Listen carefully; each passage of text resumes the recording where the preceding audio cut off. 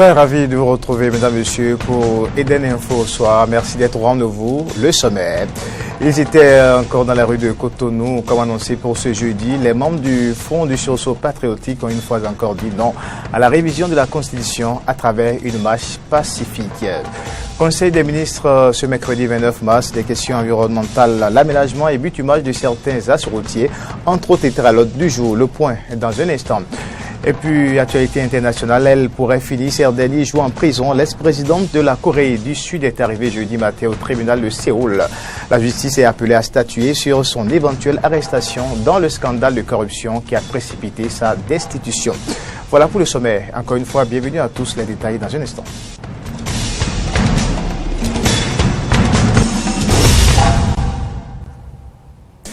Marche de protestation du Front du sursaut patriotique ce jeudi 30 mars. Elle a débuté à la Bourse du Travail et a échoué à la place de l'Étoile Rouge. C'est une manifestation qui entre dans le cadre des différents mouvements de protestation contre le projet de loi portant révision de la Constitution. Carnot François Rongodé-Rintor et Denis Marouya.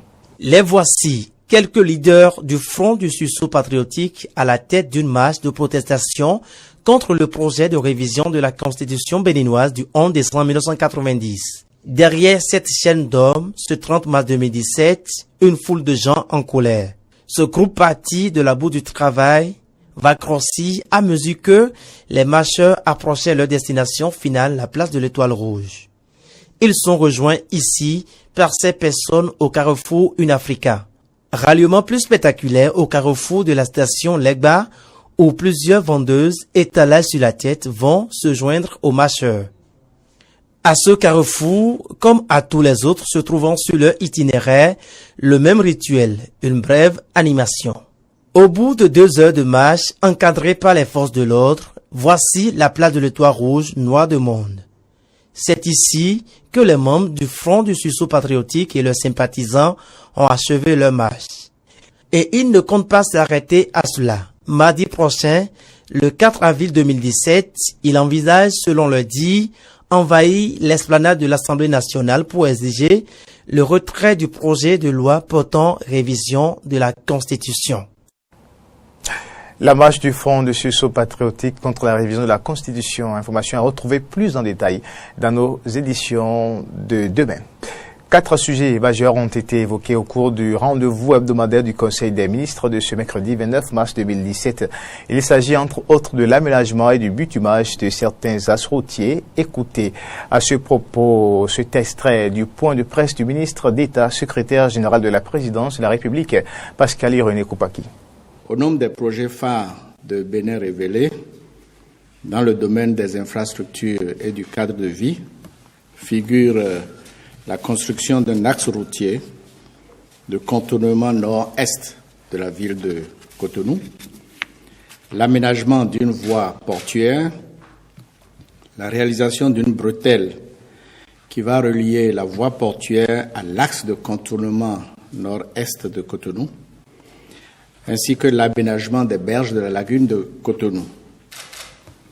Pour engager la réalisation de ce projet de grande envergure, il faut d'abord disposer de tous les dossiers d'études techniques. Le bureau Aegis International, qui a de bonnes références en la matière, a été identifié. Ce bureau a soumis une offre technique et financière globale pour la réalisation de toutes les études de faisabilité technico-économique, environnementale, sociale et de sécurité routière pour l'aménagement du contournement nord-est de Cotonou. L'offre soumise par ce cabinet international comprend également l'assistance au maître d'ouvrage pour le recrutement d'un concessionnaire, l'identification des personnes qui seront affectées par le projet, l'évaluation du coût de leur indemnisation, ainsi que l'étude de trafic et de sensibilité au péage. Ce sera une voie à péage.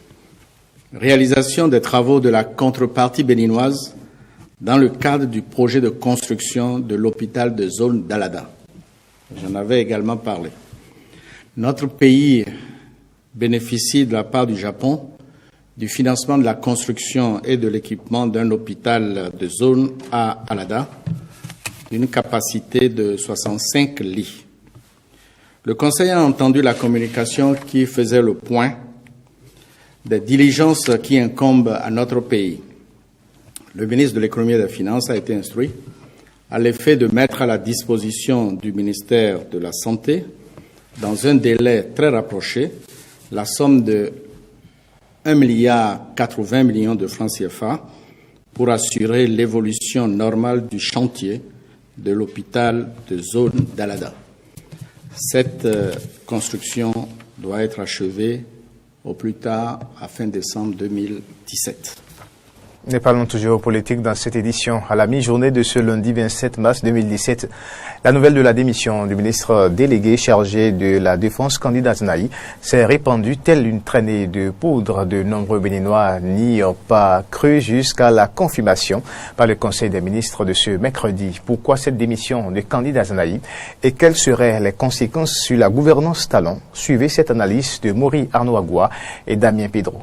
La nouvelle de la démission du ministre délégué chargé de la défense du premier gouvernement Talon qui circule depuis ce lundi sur les réseaux sociaux loin d'être un canular a été confirmée au Conseil des ministres de ce 29 mars 2017. Le politiste Victor Tokpanou énumère quelques raisons de la démission de Candide Amamari Azenaï et précise que la plus plausible serait la demande d'étude du projet de loi de la révision de la Constitution en procédure d'urgence. Quand on est président de la République et qu'on vient comme ça reconnaître qu'il y a la misère qui rend dans le pays, qui grandit, alors qu'en principe on est élu pour régler les problèmes, pour les résoudre et trouver des solutions, il y a un problème. Vous ne pouvez pas toujours envoyer la population à plus de patience et à plus tard pour régler ces problèmes. Donc quand on est comme Candide Azenaï, un ministre politique, qui a un parti politique, ça compte. Pour couronner le tout, le président de la République engage une procédure de révision de la Constitution, là où les populations sont convaincues, une fois de plus, à tort ou à raison, que ce n'est pas la Constitution qui fait le développement et que si le gouvernement veut travailler, il peut le faire très bien au profit des citoyens. Donc ne juge pas opportun le processus engagé et qui plus est engagé avec une demande de procédure d'urgence. Me semble-t-il que la goutte d'eau qui a débordé le vase a été incontestablement cette demande de modification en procédure d'urgence. Et c'est vrai qu'Azenaï ne s'est pas encore prononcé. Il finira par dire pourquoi il est parti. André Dossa, journaliste politique, pense qu'il existerait bien d'autres raisons. Bon, le fait de faire de Candide Azenaï ministre délégué, et le seul d'ailleurs d'un gouvernement de Patrice Talon, ça peut aussi être source de frustration. On n'a cependant pas entendu l'intéressé se plaindre en tant que tel. Il s'est muré dans un silence presque assourdissant depuis le début de ce régime. Et il y a aussi que, vous voyez, lorsque vous assistez à certaines décisions pour le moins douloureuses du gouvernement, à savoir les casses qui ont eu lieu, notamment dans Cotonou, qui reste encore le fief de Candide Azenaï, est-ce que ça peut lui plaire? Je crois que sans doute non. Alors, ça reste tout de même des conjectures. On va attendre peut-être qu'il prenne la parole. Azenaï, artisan de première heure du nouveau départ. Premier départ du gouvernement Talon. Pour le politiste Victor Tokpanou, il ne s'agit pas d'une démission ordinaire. Un ministre de la Défense qui démissionne, ça pose quelques problèmes. Et il faudra nécessairement que le président de la République procède à un remaniement. Il pourrait être technique, mais il pourrait être encore plus large au niveau politique, parce que ça peut être également l'occasion pour lui de se ressaisir, même si c'est le seul ministère qui était délégué, il n'en demeure pas moins qu'il s'agissait quand même du portefeuille de la défense. Et la défense d'un pays, c'est probablement ce qu'il y a de plus important, avant même le ministère de l'Intérieur, le ministère des Affaires étrangères, paraissant davantage comme un ministère régalien, au service d'une diplomatie, etc. Mais fondamentalement, la défense d'un pays est probablement le ministère le plus important. Je crains pour le président Talon de devoir subir les mêmes attaques ainsi que le président Yahya Boni l'avait subi. Mais nous, on sera là pour regarder. On ne pourra pas anticiper là-dessus. Il va devoir se justifier, et quand il commence par se justifier, il ne se prive pas d'utiliser toute la rhétorique qui est la sienne et que tout le monde connaît. Toutefois, le journaliste politique invite à savoir raison garder. Il ne faut pas non plus exagérer les choses. Le candidat Zanaï a démissionné du gouvernement, c'est ce que nous savons pour le moment. À aucun moment il n'a dit qu'il quittait la famille politique du chef de l'État. À aucun moment il nous a dit que désormais ses relations d'amitié avec le chef de l'État avaient pris un coup. Il ne nous a pas dit ça. Donc on considère a priori qu'il demeure un membre donc politique de la rupture et donc il quitte le gouvernement. On va voir l'évolution de ce sujet-là pour davantage apprécier, mais on retiendra que ça fait quand même une grosse perte pour Patrice Talon si les choses devraient rester en l'état. Candide Ama-Marie Azanaï est parti du gouvernement. Mais les suspicions sur les motifs de sa démission continuent en attendant que l'ex-patron de la Grande Muette ne libère la parole. On parle maintenant de droits de l'homme sur le continent, réfléchit sur la situation des défenseurs des droits de l'homme. C'est l'objectif que vise le deuxième colloque international sur les défenseurs des droits de l'homme qui se déroule à Cotonou, au Bénin. La cérémonie d'ouverture s'est déroulée ce mercredi dans un hôtel de la place. On retrouve le reportage de Arnaud Moriagua et Damien Pedro. C'est Cotonou qui abrite le deuxième colloque international sur la situation des défenseurs des droits de l'homme. Thème choisi, quel défenseur des droits de l'homme pour l'Afrique? À l'entame de la cérémonie d'ouverture, les participants ont d'abord observé 1 minute de silence en mémoire des défenseurs des droits de l'homme décédés pour leur travail en faveur des droits de l'homme. Reine Alapini Gansou, dans son allocution de bienvenue, a rappelé les objectifs du dit colloque avant de faire un historique des différentes actions menées sur le continent pour protéger et promouvoir les défenseurs des droits de l'homme. Au cours de cette rencontre, nous allons axer nos discussions sur la qualité et le profil du défenseur des droits de l'homme et sur les perspectives du mandat. Pour des raisons d'efficacité et pour nous permettre d'atteindre les résultats escomptés, nous sommes allés dans un premier temps à des activités de pré-colloque. Activités qui ont été déclinées en des tables rondes sur les thématiques qui continuent de nourrir la réflexion au sein et en dehors de la communauté des défenseurs des droits de l'homme. Au cours des 3 prochains jours, nous nous efforcerons de réfléchir sur les acquis et les perspectives de toutes les thématiques que nous avons développées ces dernières années. Nous évaluerons la situation des défenseurs des droits de l'homme en Afrique avec un accent particulier sur la situation de la femme défenseur des droits de l'homme et nous identifierons les nouvelles stratégies et synergies adaptées aux besoins de protection des défenseurs des droits de l'homme sur le continent. À sa suite, l'honorable commissaire James Zina King, présidente du groupe de travail sur les droits économiques, sociaux et culturels, a invité les participants à réfléchir autour des précautions à prendre pour une réelle protection des défenseurs des droits de l'homme sur le continent. Les défenseurs des droits de l'homme sont confrontés à de nouvelles réalités face auxquelles il est nécessaire de les former, dira Patrick Eba de l'ONU-SIDA, avant de renouveler la volonté de son institution à les soutenir davantage. Pour la directrice adjointe de cabinet du ministre de la Justice qui a procédé au lancement officiel du colloque, c'est une fierté pour le Bénin d'accueillir un tel événement. C'est avec fierté que la République du Bénin accueille ce colloque.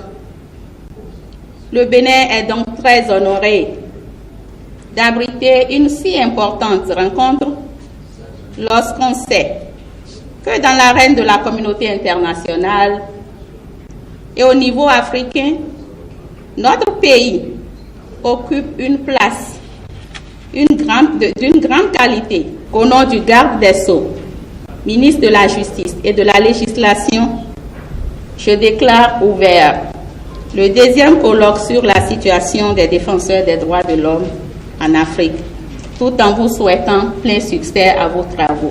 Rappelons qu'à l'ouverture de ce colloque, les participants défenseurs des droits de l'homme ont salué le travail accompli par Reine Alapini Gansou depuis 2005 au poste de rapporteur spécial sur la situation des défenseurs des droits de l'homme en Afrique. poste qu'elle quittera en juin 2017. Le dit colloque, qui a démarré par un pré-colloque du 27 au 29 mars sur les stratégies à adopter pour être meilleur défenseur des droits de l'homme, s'achèvera le 1er avril prochain. Meeting d'information et de mobilisation des centrales syndicales. C'était ce mercredi matin à la Bourse du Travail à Cotonou. Objectif, faire le point des différentes rencontres des 16 et 24 mars avec le chef de l'État, Patrice Talon, expliquer leur démarche et livrer leur position aux travailleurs. Le point avec Frédéric Seulan, Romaïque Devouchi. UNSTB, CSUB, CSA Bénin, CSPIB, CGTB et COSI Bénin, ils étaient 6 centrales syndicales à être face au chef de l'État Patrice Talon les 16 et 24 mars 2017 pour discuter de la tension sociale qui règne au Bénin. Mais pourquoi n'était-il que 6 et pas plus? Diverses interprétations ont enflammé les réseaux sociaux. Ce mercredi 29 mars 2017, devant les travailleurs, ces centrales syndicales ont tenu à rétablir la vérité. Cette demande d'audience a été adressée au chef de l'État par 6 confédérations. C'est ce qui explique que ce ne soit que les 6 qui soient reçus par le chef de l'État. Ce n'est pas que le chef de l'État a décidé de choisir les centrales à recevoir, contrairement à ce que les gens disent sur les réseaux sociaux. Et c'est à l'issue de cette rencontre également que la seconde rencontre est née, celle du vendredi 24, qui visait à maintenant commencer par discuter avec le chef de l'État des réformes qu'il a engagées et pour lesquelles nous avions l'opposition. Cherté de la vie, perte d'emploi, violation des libertés, augmentation ou création des tasses, adoption des lois jugées scélérates au Parlement et projet de révision de la Constitution, toutes ces questions ont été abordées au cours des différentes rencontres avec le président de la République. Alors que la méthode est sévèrement critiquée par certains, les centrales syndicales s'expliquent. On ne peut pas être en moins d'une année de gouvernance que nous ayons tous les problèmes que nous avons là, que les libertés soient bafouées et que les emplois soient perdus massivement. Donc ce n'est pas une démarche de sabordage, mais c'est une démarche de clarification pour nous permettre de disposer de vraies informations à partir de l'acteur principal pour pouvoir agir. Nous ne sommes pas dans la naïveté de penser que, parce que nous avons commencé à parler avec le gouvernement, avec le chef de l'État, que toutes les revendications seront satisfaites, que toutes les plaintes seront prises en compte. Loin de là, nous gardons toute notre lucidité. Le point des positions affichées devant le chef de l'État a été aussi fait à l'assistance. Tout ce qui engagerait la vie des travailleurs doit passer par le CNT. Ça doit passer par le Conseil économique et social. Mais vous n'avez rien fait de tout ça et vous avez envoyé le truc à l'Assemblée. On a dit non, que ce n'est pas bon. Ils sont d'accord pour relire le code. Le point négatif, c'est qu'ils ne sont pas d'accord pour ne pas appliquer les textes qui ont été votés pour l'instant.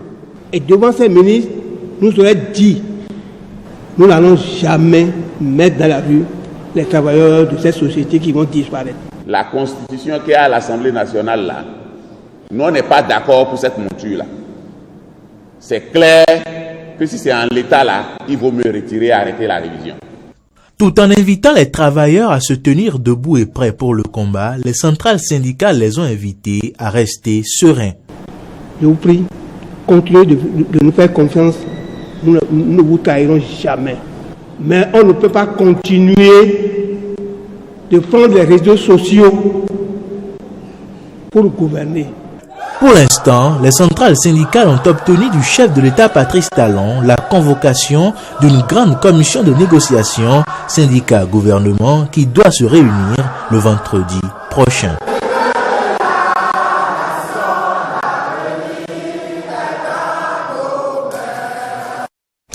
On va rester avec les centrales syndicales qui ne baissent pas les bras au sujet de leur résistance à l'application des lois relatives aux collaborateurs extérieurs et à l'embauche. Pourquoi tant de réserves sur ces lois? Ils nous répondent au micro de Frédéric Seulan et Damien Pedro. Parce que dans cette loi, on n'a pas précisé quelles sont les conditions pour recruter les collaborateurs extérieurs. Ça veut dire que n'importe qui peut se lever et dire, en tant que chef de l'État, je recrute telle personne. On n'a pas défini les domaines dans lesquels il faut recruter les gens. On n'a pas mis une limite à l'effectif qu'il faut recruter. On n'a pas dit les conditions de rémunération de ces personnes-là. Quelle est la conséquence de tout cela? C'est qu'à terme, si nous nous taisons que ça c'est appliqué, à terme, ils seront peut-être même plus nombreux ou bien aussi nombreux que les gens de la fonction publique. Vous ne pourrez plus faire de syndicats parce que quand vous allez en grève, ils seront là pour suppléer. Le gouvernement ne pensera plus à former justement les gens de la fonction publique pour qu'ils puissent être performants dans les domaines dans lesquels on a besoin de collaborateurs extérieurs. On ne fera plus les réformes dans le système éducatif pour que nos jeunes frères, nos enfants, quand ils sortent, puissent être performants et être recrutés dans la fonction publique. Parce qu'on dira, on a la solution facile qui consiste à recruter les gens du dehors, les amis politiques, etc., etc. Donc c'est une loi dangereuse pour le travail, c'est une loi dangereuse pour le syndicat. C'est que par ça, les recrutements ne sont plus obligatoires. Donc, de façon détournée, on va commencer par geler le recrutement et on n'aura plus dans notre administration des fonctionnaires qui ont un serment, qui ont le secret. Tout le secret de notre administration sera dehors parce que quand ils viennent, ils prennent, ils vont partir. Ils viennent, ils prennent, ils vont partir. Donc, résultat, c'est que nous aurons une administration complètement aux mains de privés. Non et non. Et s'il faut que nous nous mettions, même dans la rue, pendant 65 jours, 365 jours, on doit le faire pour que les textes ne soient pas appliqués. Donc, notre position est claire, cette loi-là ne doit pas être appliquée au Bénin en tout cas. La loi sur l'embauche, ce qui est dangereux dans cette loi, c'est que c'est un texte qui vient tuer le mouvement syndical. Puisqu'on dit que le contrat à durée déterminée là peut être renouvelé une fois. Ça suppose que 1er janvier, tout le monde est dans le stress. Si on vous renouvelle votre contrat, vous frottez la main et vous restez droit comme ça jusqu'au 31 décembre. À quelle occasion vous pourrez revendiquer quoi? Puisque le 31 décembre, on va vous remercier et vous rappeler. Donc, il s'agira de museler les travailleurs pour qu'ils n'aient plus d'activité syndicale dans ce pays parce que ça gêne. Et ce qui vient corroborer ça, c'est le choix qui est fait dans la Constitution pour dire que le Conseil économique et social va disparaître. Et puis une information en interactualité avant de boucler cette édition. Je l'annonçais dans les titres, l'ex-présidente sud-coréenne sous la menace d'une arrestation. Elle est arrivée ce jeudi matin au tribunal de Séoul. La justice est appelée à statuer sur son éventuelle arrestation dans le scandale de corruption qui a précipité sa destitution. Une destitution qui a été validée le 10 mars par la Cour constitutionnelle. Son arrestation et son placement en détention seraient une étape de plus dans la disgrâce de celle qui avait pourtant réalisé un score record lors de la présidentielle de 2012, qui avait fait d'elle la première femme à accéder à la fonction suprême en Corée du Sud. Une présidentielle anticipée aura lieu le 9 mai. Et c'est tout pour cette édition Diaspora, cette édition Eden Info Soir. Merci de l'avoir suivi. Bonne soirée et sur Eden Télévision et à demain.